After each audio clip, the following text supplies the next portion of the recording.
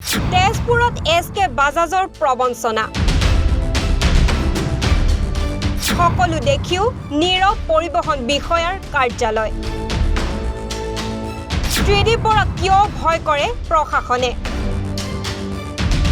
তেজপুৰত সকলো চৰকাৰী নীতি নিয়ম উলংঘা কৰি এছ.কে. বাজাজ নামৰ প্ৰতিষ্ঠানটোৱে গাড়ীৰ ব্যৱসায় চলাই থকাৰ অভিযোগ উত্থাপিত হৈছে।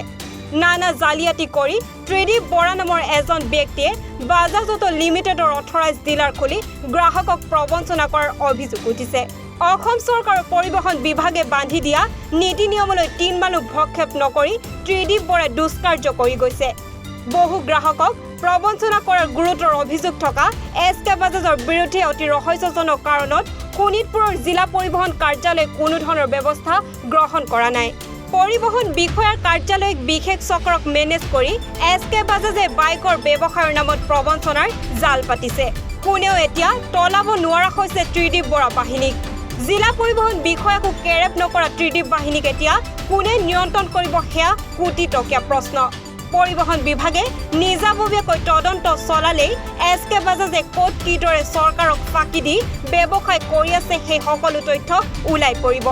অভিযোগ অনুসৰি গাড়ীৰ পঞ্জীয়নৰ পৰা আৰম্ভ কৰি বীমা কৰাৰ নামতো নানা অনিয়ম কৰি গৈছে এছ.কে. বাজাজে। ব্যৱসায়ৰ নামত কেৱল প্ৰবঞ্চনা জালিয়াতি সংগী কৰি লোৱা ত্ৰিদীপ বৰাৰ এছ.কে. বাজাজৰ আৰু বহু গোপন কাহিনী আছে। একাদিক্ৰমে এই সকলোবোৰ ৰাজহুৱা কৰিব এনিভাৰত 24। Bureau' report এনিভাৰত 24।